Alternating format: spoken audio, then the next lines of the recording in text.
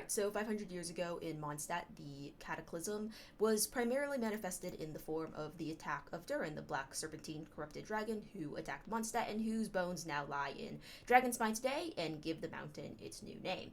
To give a brief overview of what the Cataclysm was, it was essentially the attack on Teyvat by monsters from the Abyss and /or Khaenri'ah, which led to disaster and chaos across much of Teyvat. This manifested in different ways in different regions, but at least in Mondstadt, the quote major unquote effect was the attack of Durin, though that isn't to disregard the numerous side characters who have a lot of lore about this time period.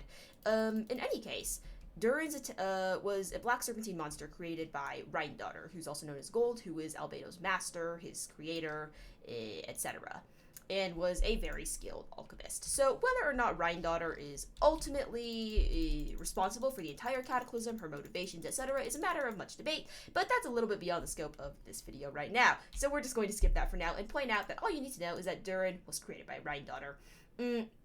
Festering Desire goes into a little bit more detail on his creation, I suppose, and how he had a very childlike mindset, and essentially saw the corruption in his veins as being a dark blessing that was given to him by his mother that he was going to go to Mondstadt to share and spread to everybody because he was trying to be nice, but it didn't really work like that. So, moving on. It's also good to note that, not super important at the moment, but Durin also ate his, essentially, brother, in terms of, because Rhinedottir had a failed prototype of Albedo for a homunculus and was like, wow, wouldn't it be such a great idea if I, fed one of my kids to one of my other kids, because I guess I don't have any other method of trash disposal. So anyway, the other Albedo was inside of Durin's stomach. So, moving onwards, he attacks Mondstadt. So the timing of this is a little bit unclear. So there are sources that imply that Durin came later than the rest of the monsters that attacked Mondstadt, which would line up with what we know. This includes the fact that Durin came from across the sea after the other monsters, which does raise interesting questions about where exactly Khaenri'ah is located. But again, let's not touch on that right now because I really like going on tangents, and that's probably not a good idea. In any case, Durin attacks Mondstadt. It's worth noting that at the time, the Grandmaster of the Knights of Favonius was Dvalin, and his second in command and basically best friend since childhood was a man named Rostam. And during the Cataclysm, Rostam died fighting against monsters. So the Reason Amidst the Forest Volume 2 ascribes that at this time, Rostam was already dead, and as a result, Dvalin had given up fighting, which we know as well from Braveheart, which would verify this idea. However, what is probably incorrect in Reason Amidst the Forest is the timing of exactly when this takes place. So it argues that Mondstadt needed protection against Durin because Dvalin quit fighting and Rostam was dead, so they didn't have anybody to protect them. That being said, according to Elegy for the End, which is distinctly a more reliable source than Reason Amidst the Forest, which has been proven wrong several other times, Dvalin and Rostam were actually out on their expedition at the time, and Rostam was in the middle of dying when Durin attacked and died, which does explain why Mondstadt still needed protection, because they weren't around to help. In any case, it supposedly, again, according to Reason Amidst the Forest Volume 2, the cries, the prayers, the necessity of helping out the people was what awoke Venti from his slumber. How exactly reliable this is a little bit unclear, since that was also ascribed to be the reason why he woke up in response to the aristocracy's, reign of tyranny 1,000 years ago. But, he didn't wake up before 1,000 years ago, so it does come up enough that it's worth mentioning, but it's a little bit unclear. In any case, according to a lot of sources, including Reason Amidst the Forest, Venti's little, animated ballad during the Mondstadt Archon quest, and the Skyward Weapon series, Venti wakes up, summons Dvalin into battle, and they go fight Durin.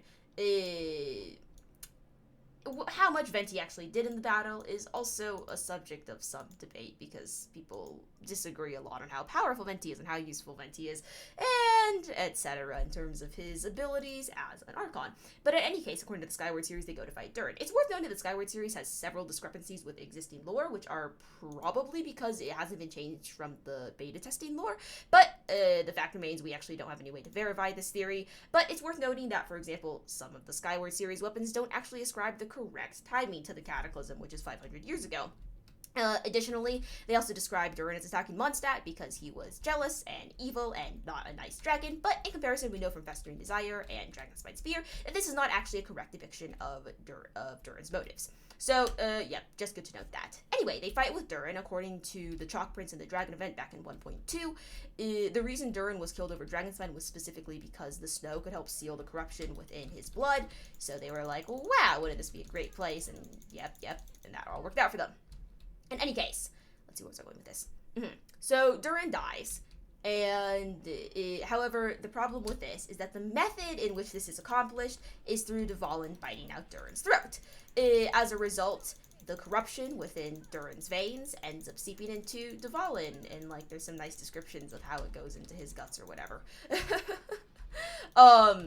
So Dvalin ends up being corrupted as a result. On a minor but somewhat relevant tangent here, it's of debate exactly how large Durin is relative to Dvalin, since nobody can actually seem to agree on whether or not Dvalin was really tiny compared to, if you look at this like in-game model right here, compared to the absolutely gigantic set of ribs in Dragonspine. So if Durin was super tiny, or if it's just a gameplay issue, given that the animation during the Mondstadt Archon quest doesn't seem to show an extremely large size discrepancy, and given that B, there are obviously limitations to how large they can render Dvalin's model in-game.